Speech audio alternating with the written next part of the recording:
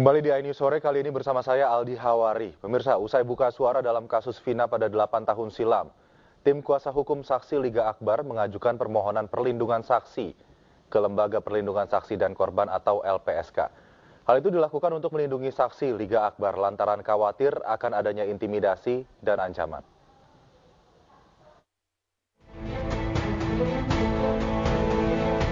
Tim kuasa hukum telah menyiapkan sejumlah berkas untuk pengajuan permohonan perlindungan saksi Liga Akbar ke Lembaga Perlindungan Saksi dan Korban atau LPSK. Kuasa hukum Liga Akbar, Yudia Alamsyah menyebutkan permohonan LPSK untuk dibutuhkan lantaran kesaksian Liga Akbar sangatlah penting dalam pengungkapan kasus Vina dan Eki, serta guna mengantisipasi terjadinya intimidasi terhadap Liga Akbar. Sementara itu, usai membuka suara dalam kasus Vina pada 8 tahun silam, Liga Akbar juga akan memberikan kesaksiannya yang semestinya terkait kasus kematian Vina dan Eki. Ya, karena ini kan kami menganggap klien kami ini riskan lah. Karena ini kan klien kami ini, Liga Akbar ini merubah ataupun mencabut keterangannya sehingga kami perlu adanya suatu perlindungan, karena bukan hanya perlindungan dari kami selaku kuasa hukum, tapi perlindungan juga dari negara.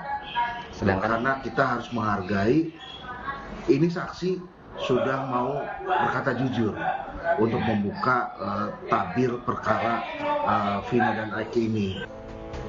Sebelumnya, 10 orang saksi kasus pembunuhan Vina memohon perlindungan pada LPSK. Namun, LPSK perlu waktu untuk mendalami kasus ini agar bisa memberikan perlindungan secara efektif kepada para pemohon. Atau keterangan yang banyak melalui media itu juga penting menjadi sebuah pertimbangan.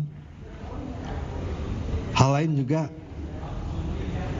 beberapa saksi telah berpindah tempat tinggalnya.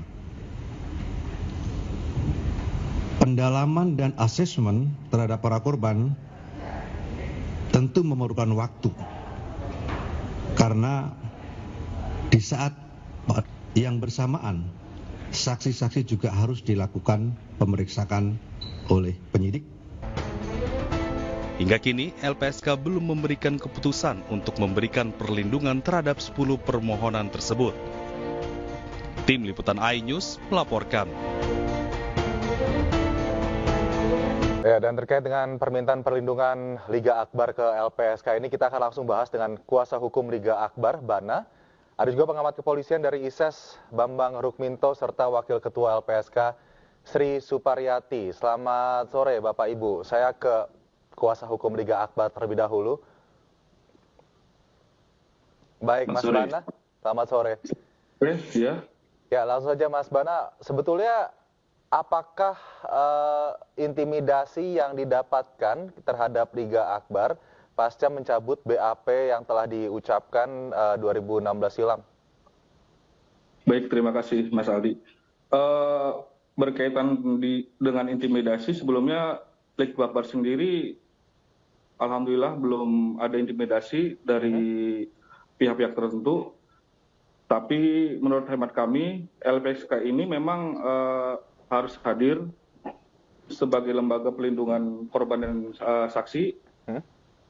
Dan kebetulan juga harus kami sampaikan bahwa permohonan LPSK itu sudah dilayangkan oleh pihak kami sebagai PH atau kuasa hukum Liga Akbar itu per tanggal 13 Juni lalu.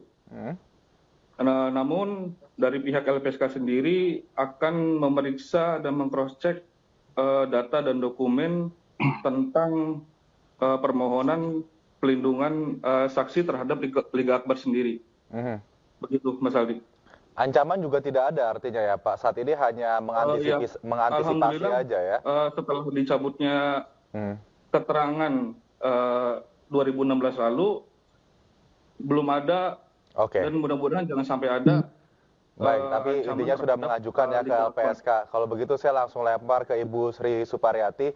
Ini terkait dengan pengajuan LPSK Liga Akbar ini, sebetulnya bagaimana LPSK meresponnya dan sudah berapa banyak orang-orang yang terkaitan dengan kasus Vina dan Eki ini yang mengajukan perlindungan kepada LPSK? Siapa saja? Iya, kalau berkaitan dengan Likba Akbar ya, kami belum mengecek lebih jauh, dan jika memang sudah dimasukkan per tanggal 13 ya kami harus cek lebih lanjut lagi ya, karena untuk mengajukan sebuah perlindungan itu kan harus ada proses-proses ya, dari soal formil, lalu kemudian dari formil itu juga harus terpenuhi dalam waktu 7+7 gitu ya. Nanti setelah itu baru kemudian kami lakukan penelaahan. Dan sekaligus juga ada asesmen psikologis yang perlu dilalui, dan itu dan itu membutuhkan waktu juga tidak singkat gitu loh. Jadi tidak serta-merta kemudian permohonan masuk lalu kami langsung memberikan perlindungan tersebut begitu. Tapi melihat tidak ada potensi bahwa mungkin saja Liga Akbar sebagai saksi kunci yang kemudian mencabut laporan yang sudah ditulis di BAP pada 2016 silam, kemudian tahun 2024 ini dicabut. Ada melihat potensi, ada mungkin ancaman atau intimidasi yang akan didapatkan setelah melakukan pencabutan BAP tersebut, Mbak Sri? LPSK belum melihat ya Mas ya, apakah posisi Likba Akbar ini sebagai saksi kunci gitu ya. Kami belum menelaah lebih jauh ya, dan belum melihat seperti itu gitu. Jadi kami perlu penelaahan lagi lebih dalam gitu loh. Untuk saat ini LPSK belum menentukan siapa-siapa itu yang menjadi saksi kunci gitu ya. Dan sementara pemohon yang sekarang ini masuk dan kami juga masih proses, dan itu juga membutuhkan waktu yang cukup lama. Kemarin kami sudah lakukan preskon, itu ada sekitar 10 yang sudah mengajukan resmi ke LPSK. Itu pun juga prosesnya belum sampai pada putusan pemberian perlindungan, karena memang banyak tahapan-tahapan yang harus dilalui terlebih dahulu. Oke, sampai proses kemudian diterima, disetujui mendapatkan perlindungan itu, apa saja yang harus disiapkan oleh para saksi? Ya, yang pasti kan formil ya Mas. Formil itu seperti biasalah, identitas dan sebagainya. Nanti setelah dari situ kemudian kita akan mendalami keterangan dari pemohon yang mengajukan perlindungan. Lalu kami kemudian melakukan asesmen. Asesmen itu adalah asesmen psikologis forensik ya. Nah, dari situ kemudian baru kami bisa melihat apa hasil daripada telaah dan juga asesmen forensik tersebut, baru kami bisa putuskan dalam sebuah sidang SMPL. Baik, saya mau ke Pak Bambang Rukminto selanjutnya. Pak Bambang, ini kan memang yang dilakukan Liga Akbar saat ini cukup riskan ya, berisiko karena mencabut laporan yang sudah diajukan tahun 2016 silam, pada tahun 2024 ini 8 tahun selang kasus sudah berjalan. Dan mungkin memang ada potensi ancaman atau intimidasi. Sebetulnya menurut Anda bagaimana pihak kepolisian harus menyikapi hal ini? Ya, peristiwa ini kan semakin berkembang ya, terkait dengan pencabutan kesaksian 8 tahun yang lalu, dan kemudian perubahan-perubahan yang sangat dinamis ini tentu menempatkan kepolisian dalam posisi berhadap-hadapan dengan para saksi yang mencabut kesaksiannya. Ini menjadi problem memang sejak awal ketika kepolisian tidak bisa menjaga objektivitasnya dalam melakukan penyelidikan sebuah kasus. Makanya sekarang ini seolah-olah saksi ini berhadapan langsung dengan kepolisian, sementara kepolisian ini yang diberikan kewenangan negara untuk melakukan menjaga keamanan dan sekaligus menjadi penegak hukum gitu. Makanya dalam konteks ini memang menjadi sangat riskan bagi saksi ketika mencabut kesaksiannya yang kemudian itu memperlemah penyelidikan maupun penyidikan yang dilakukan oleh kepolisian. Terlepas dari itu, kepolisian yang sudah diberikan amanah oleh negara tentu tetap harus menjaga keamanan dari semua warga masyarakat, termasuk dari saksi yang akan memberikan kesaksian ataupun mencabut kesaksiannya. Bila saksi ini terancam keamanannya, tentu akan menjadi presiden buruk bagi kepolisian. Gitu. Makanya kepolisian harus benar-benar bisa menjaga kondusivitas keamanan di sekitar peristiwa ini, gitu, agar tidak memunculkan asumsi kemana-mana bahwa kepolisian ini menjadi defensif terkait dengan pencabutan kesaksian yang merugikan kepolisian seperti itu. Sedikit saja Pak Bambang, ini kan yang dilakukan Liga Akbar saat ini mencabut laporan BAP tahun 2016 pada 2024 ini kan sedikit banyak juga mempengaruhi citra penyidik kepolisian. Karena BAP yang sudah diajukan ditulis begitu, kemudian juga mengatakan ada intimidasi, kemudian ada dorongan untuk kemudian menyetujui BAP yang sudah dituliskan. Itu kan juga mempengaruhi citra penyidik menurut Anda? Ya benar, makanya yang tadi sudah saya sampaikan bahwa ini menghadap-hadapkan para masyarakat, para saksi dengan kepolisian, terutama dengan penyidik 8 tahun yang lalu. Terlepas dari itu, kepolisian saat ini harus benar-benar tegak lurus melakukan penyelidikan seobjektif mungkin dan sekaligus menjaga kondusivitas maupun keamanan dari para saksi. Karena isu saat ini sudah berkembang sedemikian rupa, bila muncul gangguan-gangguan keamanan bagi pemberi kesaksian, tentu ini akan menjadi blunder bagi kepolisian sendiri. Upaya yang dilakukan oleh LPSK tentu seperti yang disampaikan Bu Sri tadi membutuhkan waktu untuk asesmen dan yang lain-lain. Terlepas dari itu, kepolisian memang benar-benar harus tetap menjaga para saksi ini seperti itu.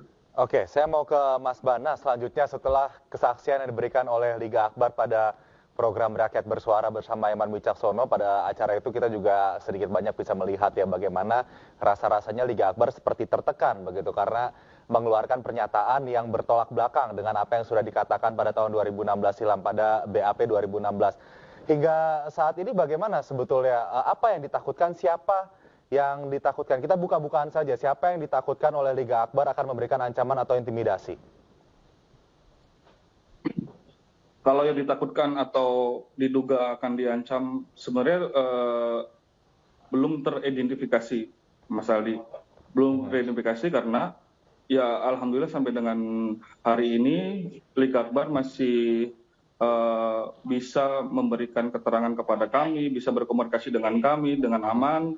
Tidak ada hambatan, tidak ada informasi yang diduga adanya ancaman, intimidasi ataupun yang berkaitan dengan keamanan dari Liga Akbar sendiri, Mas Aldi. Oke, saat ini di rumah Liga Akbar siapa yang mendampingi? Di rumah Liga Akbar kami juga masih terus memantau baik melalui by phone, WA. Nah, untuk yang selalu bersama dengan Liga Akbar saat ini adalah masih dari keluarganya Liga Akbar sendiri. Oke. Baik, kemarin juga nampaknya ada bentuk penyesalan yang mendalam pada saat memberikan pernyataan. Apa sebetulnya bisa dielaborasi lebih dalam lagi penyesalan Liga terkait dengan pernyataannya di BAP 2016 silam? Iya, kalau kami melihat dari penyesalan yang Liga Akbar sampaikan kepada kami, yakni dia merasa bersalah karena sudah memberikan keterangan yang sebetulnya dia sendiri tidak mengalami pada saat kejadian 2016 lalu. Nah, dengan adanya informasi ini, dengan adanya viral berita ini, dia memberanikan diri datang kepada kantor kami dan memberikan informasi bahwa pada saat itu kejadiannya tidak seperti itu. Gitu, Baik, saya mau ke Bu Sri sekarang begitu dengan adanya pencabutan BAP oleh Liga Akbar kan kita bisa ini kan dampak konsekuensinya panjang ya sampai tahun 2024 ini kemudian sudah ada beberapa orang yang ditahan. Ini juga mempengaruhi terhadap apa yang sebetulnya terjadi pada saat itu antara Vina Eki dan juga gerombolan yang diduga melakukan penganiayaan pada saat itu. Kalau LPSK melihat adanya saksi yang kemudian mencabut BAP-nya 8 tahun silam padahal sudah ada orang yang sudah terpidana pada saat ini gitu. Bagaimana melihat posisi Liga Akbar ini sebagai saksi?